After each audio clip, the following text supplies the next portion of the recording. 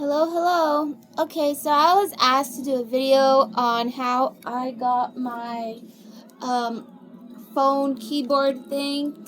I actually sort of just put this together myself, but I will try to give you visuals as best as I can as to how I have done this.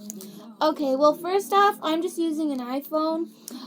It's actually just an old iPhone 13. I wasn't too picky about what phone it was. It really doesn't even have to be an iPhone. That's just the one I use. It's my old one. I chose the smaller one because that way it's easier to hold. Unless you want like a really big keypad phone, you could go ahead and use a bigger one. But I thought a smaller one is better. And what you need are two cell phone cases.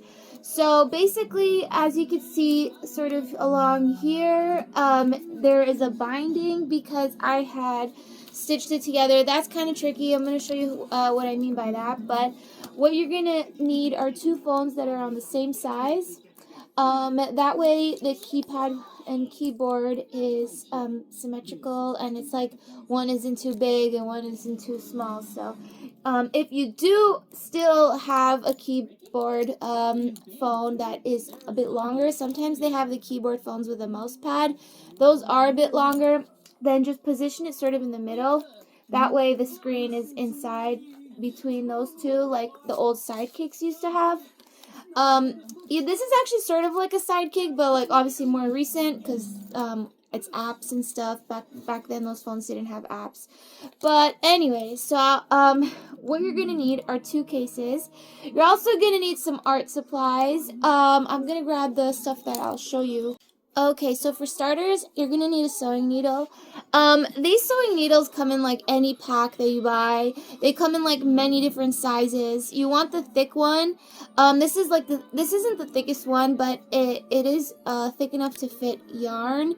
I used yarn because it is far more durable than string or thread, and I could still thread it through this little hole so that I can stitch it. Also, I use these plier things because it is going to be very hard to poke this through the case, and you don't want to poke your fingers. So, basically try to get a visual as to how you want to do it. Before you customize all the cases, basically, and you don't even have your phone in, so I'll take out the phone just to show. Basically, you want to position the camera as to where you want it. If I wanted the camera up in this corner, I would stitch it the other way, like that.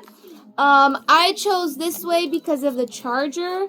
You want to remember where you put your keyboard. By the way, it didn't even say that I got this keyboard on Amazon for $20.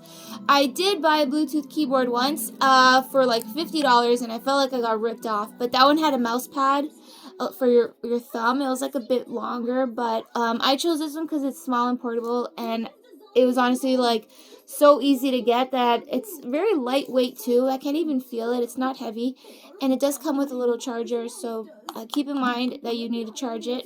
And when you make the case, you don't want to like stick it in because I do have it lift off a bit from the case because I need to stick the charger in, but you don't want to lose the keyboard and then never be able to charge it. So yeah, anyway, so then you get the little sewing needle, and once you've threaded through the yarn, you poke it in with the pliers, poke it back out, and just like stitch all the way around. You don't want to poke yourself, it will be difficult, but you want it that way because glue will never hold, no matter if you use like the strongest glue, and if you wear and tear it, you really need a thick binding that'll hold it. You could loosen the thread so that it'll fold like a book like this. I feel that it's gonna bend the phone, and I don't want that to happen, so I kind of just leave it always open. But take it from me, someone who's been using this since winter time. I started putting this together during winter when I changed the case. I was getting familiar with it. I started using a new stylus. By the way, I really consider a stylus. You could find the cheaper ones at the dollar store, but those have a rubber end. This isn't rubber. This is some type of other, I don't even know what it's called, but it looks like a little mesh material, and it's silver. There's also another thing called a stylus. This is a stylus, but there's also a virtual pen. Those cost like $100, and it's not exactly what you're going for. You're going for a stylus. This was $10 at Best Buy, and even though the cheaper ones are like $3 at Dollarama, those will break on you, because they did break on me, which is why I ended up going for this one. I did customize it with some stickers, and I took a little strap keychain lanyard thing from my other purse, and I attached it onto here. You always need to remember that the length of your stylus is so that you can touch your phone. You don't want the string to be like this short, and then like your stylus can't even like reach the screen. So you kind of like want it to be a bit long. I also customized it with this little pom-pom. I thought it looked cute. As for the stickers, wow, I had so much fun. These are still leftover Halloween stickers I had, but it's definitely my style. I really like it, even if it's not Halloween. I also added some spiders, rhinestones. So once you've threaded the two cases together, you can go ahead and have fun. I painted it. I painted this thing so many different times. I figured this time I don't want to change it, only because I had a light pink one, but light pink isn't really my style, so I even tried making a glow-in-the-dark one once, which was cool. I think there's still a video of it, I'm not sure, up on YouTube, but I also added rhinestones all along here just to make it pretty, whatever. So once you've considered, you could just make it all black if you're boring like that, but anyways, I figured now that I have stitched the two together, I'm going to need to put the keyboard in. To make the keyboard stick out, you basically just want to stuff the case, because it's going to be hollow like this one up here. So I stuffed it with like a sponge. You really could just use a kitchen sponge and cut it up, and that way it'll sit in perfectly, and you can press down. I used hot glue, and that seems to hold. I use it very vigorously. Hot glue holds, but you could definitely use whatever glue you want. You could also use double-sided tape, or tape and like fold it in a little loop, and that will hold too, if you plan on removing the keyboard. But then to make it flat, sponge wasn't easy to paint, so I literally just used paper, like some just ordinary paper. After I positioned the sponge and I put the keyboard in the middle, and I figured this is where I want it, I with a pencil I outlined it, and I cut out some paper and I put it in, glued the keyboard right on it, and it worked. If you want to customize the keys, because my keys were pink, orange, and now they're back to orange, but I am so familiar with the keyboard, I'm telling you, I will never ever be the type of person to go back to a phone this way. I am so used to doing it horizontally, like landscape instead of portrait. I can never see myself without the keyboard, because I'm so used to it, which means I know all the buttons by now, which means I was able to customize all the buttons. I showed a different way of how to do it. You could use nail polish, but of course you don't want to leak the nail polish into the keys. You really need like a bright light in front of the keyboard. You really need to have a steady hand, because you do not want glue or nail polish or paint jamming up the keys, but at the same time you still want the keys to look nice and bright. So just be extremely careful when you do that, because you don't want to break the keyboard before you even get a chance to use it. If you are using paint, you could with a tiny dab. I used the end of sewing needle. I literally, let me just go grab it. Okay, so this is a very thick sewing needle, and to get the super glue, I just literally used nail glue, and I got a little bit of super glue on here, and you have a few seconds before it dries, but that's when you can let me just, 1 second. Okay, before the glue dries, do a tiny dot on the key, literally like a tiny dot, not enough for it to drip. You don't want it to drip. So once you've done that, you have another, I don't know, 10 seconds to grab your favorite nail polish or paint that you want to match your case and do a dot on the super glue. The super glue will help it hold onto the rubber keys. Sometimes after wear and tear, pressing the button so often, I do have to go back and color the keys again, but I'm always very sure I do not get it in between the keys. Okay, so like I said, remember to keep the charger accessible. I always leave it on. When I charge it, I'll show you the charger it came with. Okay, so when you charge it at night or whatever, you still keep your iPhone case or your cell phone case. Like I said, it doesn't have to be iPhone, it could be any phone, just as long as the keyboards are the same and the size of the case. So I charge it through here, but then I also need to charge this one. If you were to put the keyboard on this side, the charger would come up through here, sure, but the keyboard would be totally upside down, so don't do that. You literally, for you to have it accessible while you type, the charger has to be touching the screen. When you make the case, try to consider that you don't want this charger pressed up against the screen all night long while you charge it. You kind of want it to be lifted a bit, which is why I made sure when I added the paper that it was at a suitable height so that it still charges and it doesn't touch my screen at the same time. Okay, so you have that. Anyways, okay, so that means you now have your phone and your keyboard together, but how do you use it? So I'm left-handed, so I like to keep my stylus on my left hand, which means when I'm holding it, I have to have the stylus hanging from the left, or else I have to go around it, and that just takes up space. So if you do want to add, you will lose your stylus if you don't attach it. You could find a way of making a case where you slide your stylus into the case, but after a lot of experience of bringing my phone out in public, the last thing you want is to pull it out and it slips out of your hand and you get distracted, don't even see, and you lose your stylus. So you must always consider not losing it. But anyways, if you are right-handed, put it on the right side. So now you need to get used to being landscape, because the screen will look bigger as landscape.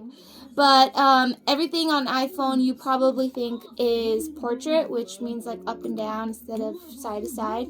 I even get familiar with typing numbers. For example, right now when I put in my PIN, I always know that the keyboard is always there.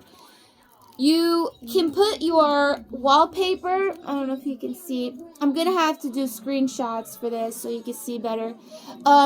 Whenever you want to change your wallpaper to make it landscape, you literally just choose the picture you want, and then in your photos, you go to... Okay, so I was just talking, and in the end I forgot to press record.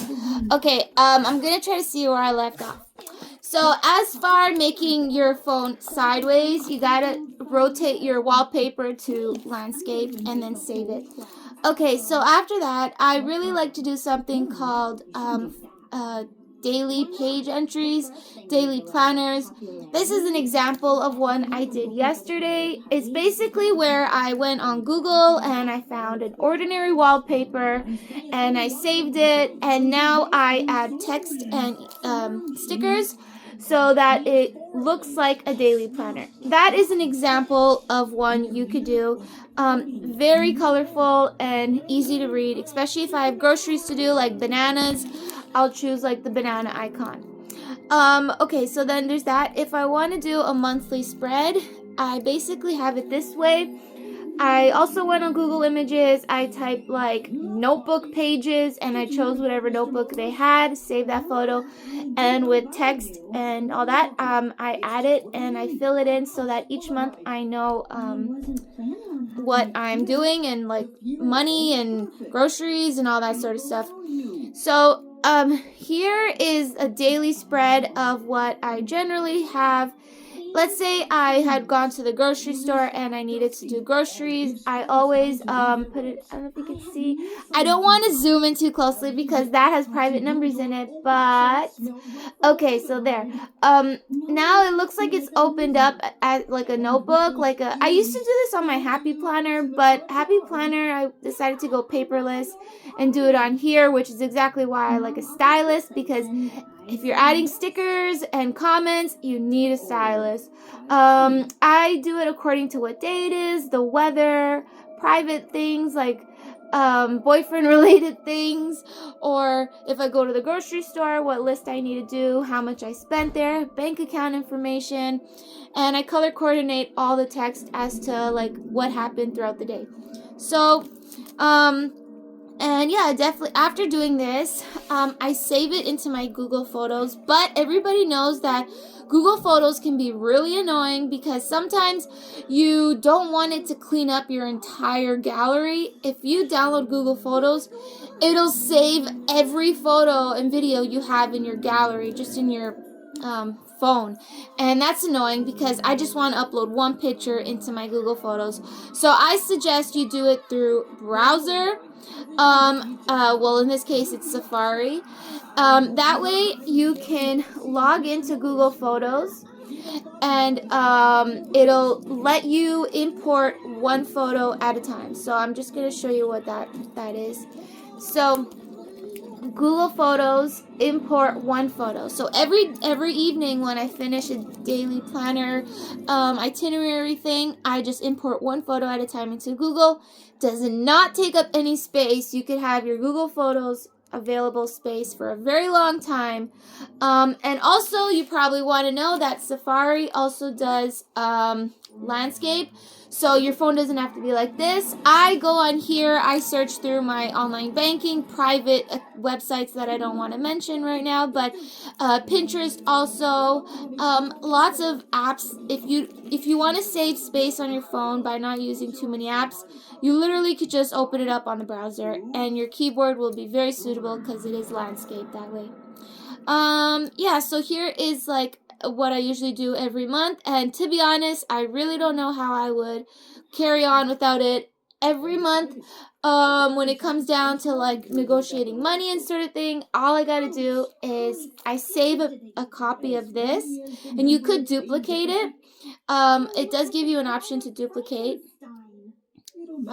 Right there. So, yeah, then you duplicate the picture and you could change the stickers and the text, and it'll be very practical for you to use. As far as doing my daily outfit videos, I always have like so many of them. Like this is just the one I had done right now, which is why I'm wearing the exact clothes. Whenever I go outside to like take a video, it's actually easy to put my phone down. Like I literally just set it like this, like a book. I know before when in my Samsung Galaxy Flip Z6 is very practical too because I get to fold it, and when you're recording YouTube videos or even just selfies, the last thing you want is to place your phone up and it does like a face plant and you're like, no, that can't happen. So anyways, it actually, having the keyboard actually helps it like stay up. And even if you are watching a movie or something, you can position it so that it would fold. Depends on how you make yours. I can use this pom-pom to hold it so that it'll stay up. So it's easy for you to record stuff, yeah, without your phone falling on the ground.